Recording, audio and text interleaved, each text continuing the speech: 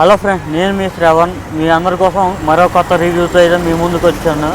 So first of all ముందైతే channel అయితే subscribe చేసుకొని లైక్ చేసి షేర్ చేయండి. ఆ తర్వాత వీడియో చూస్తాం కంటిన్యూ చేయండి.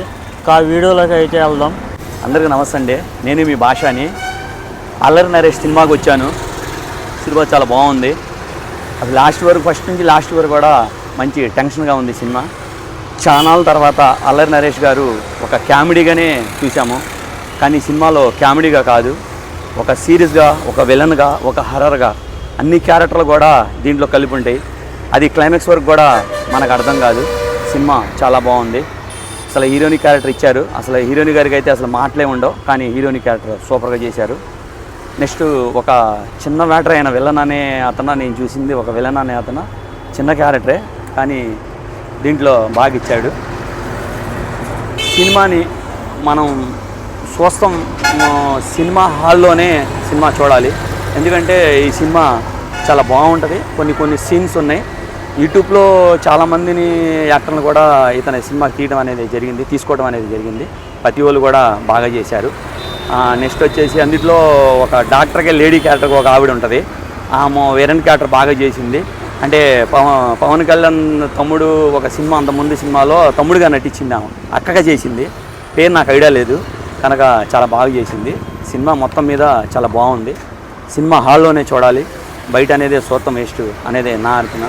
నేను చూశాను, మీరు చూడండి, బాగుంది. ఈరోజు మన రివ్యూ వచ్చేసి 12A రైల్వే కాలనీ అనమాట.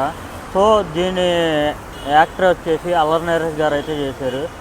సో అల్లరి నరేష్ గారిని కామెడీ రోల్లో చూసి చాలా విసిగిపోయారు చాలామంది.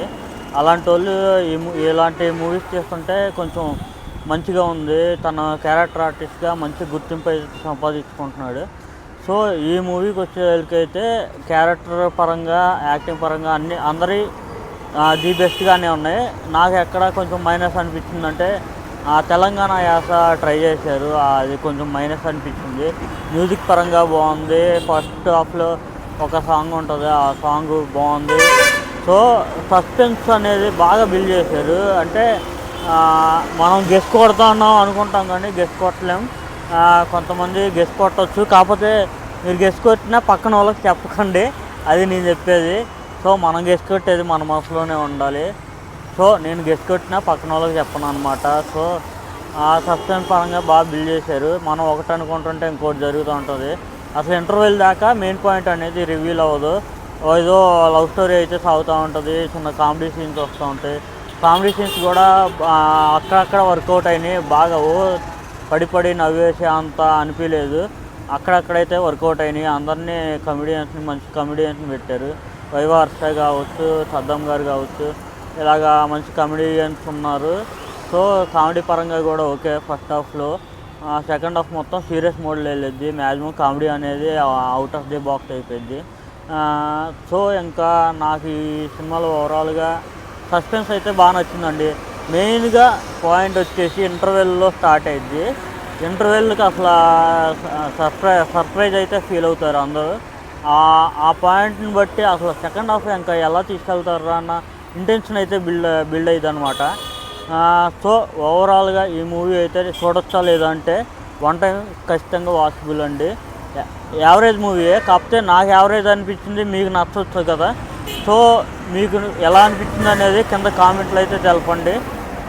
స్టోరీ అయితే ఎక్కడా లీక్ చేయమాకండి. అంటే మంచి పాయింట్ ఉంది, ఆ పాయింట్ తీసుకెళ్లే విధానం బాగుంది. సో ఇదైతే అక్కడా లీక్ చేయమాకండి. ఓవరాల్గా ఇది ఈరోజు వీడియో అయితే. నెక్స్ట్ వీడియోతో మళ్ళీ కలుద్దాం.